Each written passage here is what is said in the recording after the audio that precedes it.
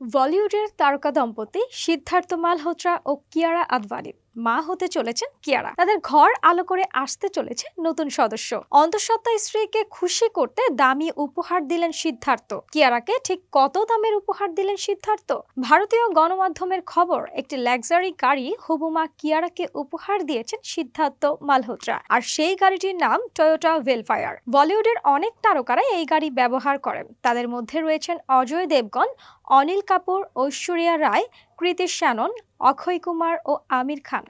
জানা গেছে এই গাড়ির দাম 1,12,00,00,000 রুপি।